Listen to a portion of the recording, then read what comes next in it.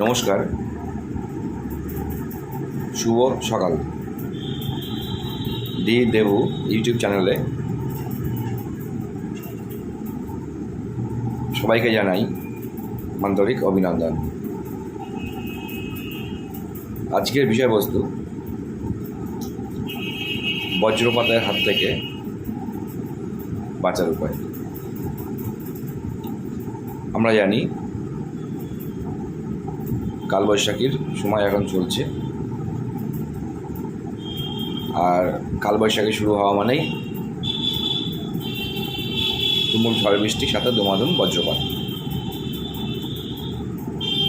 কালবৈশাখীর সময়টা যেই পার হয়ে যাবে বৈশাখ জ্যৈষ্ঠ মাসে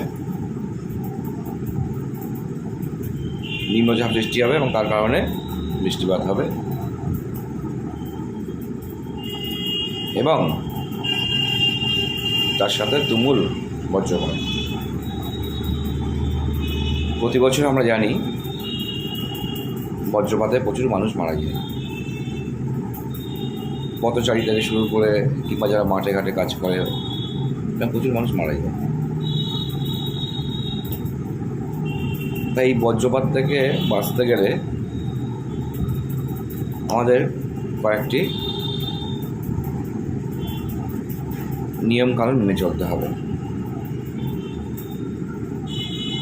আমি পরপর বলার চেষ্টা করছি। প্রথম যেটা আমাদের করা উচিত বা একটু চেক করা উচিত যে প্রত্যেকের বাড়িতে আর্থিং সিস্টেমটা ঠিক আছে কিনা। আর্থিং সিস্টেম একটা ভাইটাল জিনিস। অনেকের বাড়িতে 2-3 ফুটের ছোটো রড দিয়ে আর্থিং করা সবচেয়ে ভালো হয়। একটু পয়সা হয়তো বেশি খরচ হবে, কিন্তু সেটা একটা দীর্ঘমেয়াদী আমাদেরকে সুফল দান করবে। সেটা হচ্ছে 6 ফুটের একটা মোটা রড দিয়ে আর্থিংটা বানানো এবং একটা দক্ষ ইলেকট্রিশিয়ানকে দিয়ে। যেই আপনি আর্থিংটা বানিয়ে নিলেন, আপনি কিন্তু অনেকটাই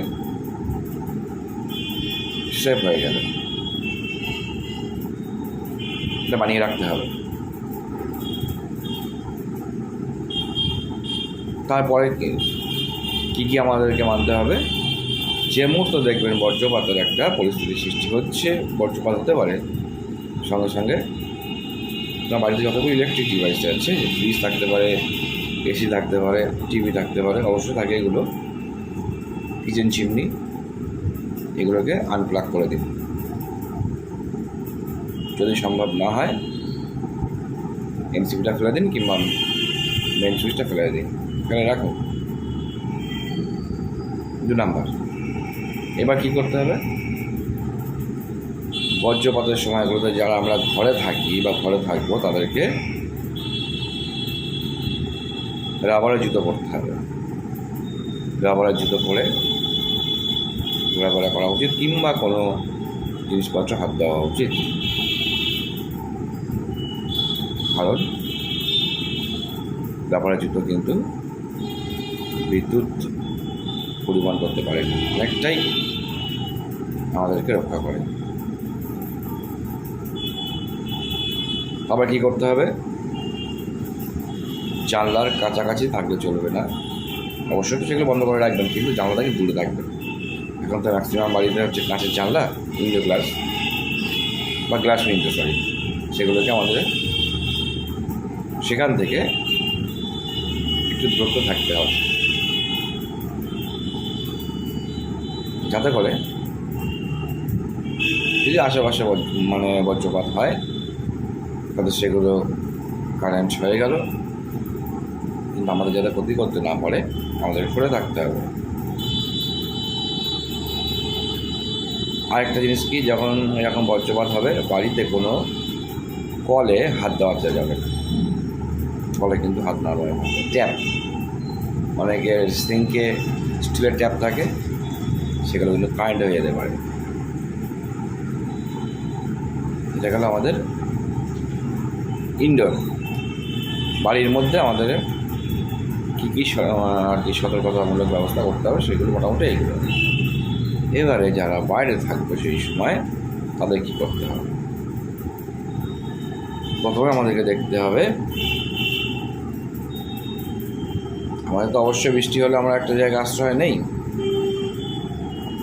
এবং সে আশ্রয় স্থলটা যেন টিনের চাল না হয় কিংবা টালির চাল না হয়। টিনের চাল তো কখনোই না, আমাদের কোনো কংক্রিটের জায়গায়, কংক্রিটের তলায় গিয়ে আশ্রয় নিতে হবে। ভালো একটা মানে আর কি পাকা বাড়ি যদি থাকে মাটির জায়গায় আশ্রয় নিতে হবে। 2 নম্বর হচ্ছে খোলা জায়গা থাকা যাবে না। এই খোলা জায়গা থাকলে কিন্তু খুব মুশকিল হয়ে যাবে। 3 নম্বর, যদি কোনো আশেপাশে কোনো তার পড়ে থাকে সে তারে হাত দেওয়া যাবে না। 4 নম্বর, ফোনের নেটটা অফ করতে হবে, আরও ভালো ফোনটা সুইচ অফ করে দিতে হবে। 5 নম্বর, মোবাইল টাওয়ার বা বিদ্যুতের খুঁটি তার আশেপাশে থাকা যাবে না, না থাকাই ভালো। তাতে করে অনেকটা নিরাপদ থাকা যাবে। কেউ হয়তো বাইক চালাচ্ছে, সাইকেল চালাচ্ছে, ভালো একটু পৌঁছে যায়, ও বাস করে পড়বে, ওটা কিন্তু একদম উচিত না। ভীষণ একটা আর কি ঝুঁকির একটা সিদ্ধান্ত নেওয়া হবে। অনেকে গাড়িতে চলেন, চেষ্টা করবেন গাড়ির মধ্যে যেখানে যেখানে লোহা আছে সেইগুলোকে একটু সেখান থেকে দূরে থাকা। হয়তো সিটে বসে আছেন, হাতটা চলে গেল দরজার কাছে, দরজাটা হচ্ছে লোহার, সরিয়ে রাখতে হবে। এগুলো আমাদের মেনে চলতে হবে, অতটা কথা যাবে। যারা মাঠে কাজ করেন তাদের কাছে অবশ্যই উচিত সেখান থেকে সরে আসা। যদি না সরে আসতে পারেন কী করবেন? বুড়ো আঙুলে মানে টোয়ে ভর দিয়ে মাটিতে নিচুয়ে বসে, মাটিতে নিচুয়ে বসে থাকুন বুড়ো আঙুলে ভর দিয়ে। কখনোই দাঁড়িয়ে থাকবেন না মাঠে, কখনোই না। আর যদি কিছু জন মাঠে কাজ করেন তাহলে সেখান থেকে আমাদের একটু ডিস্টেন্স মেনটেন করতে হবে, 10 থেকে 20 ফুট। তাহলে আমাদের সেক্ষেত্রে আমাদের একটু বিপদ আশঙ্কা কম থাকবে। আর কখনোই কোনো পুকুরে বা জলাশয়ে থাকা যাবে না বজ্রপাতের সময়, কারণ জল কিন্তু আগে কারেন্ট টেনে নেয়, সেখান থেকে বিপদ আশঙ্কা সবচেয়ে বেশি। কারণ এইগুলো যদি আমরা মেনে চলি, আশা করি বজ্রপাতের হাত থেকে আমরা ভালো থাকতে পারবো।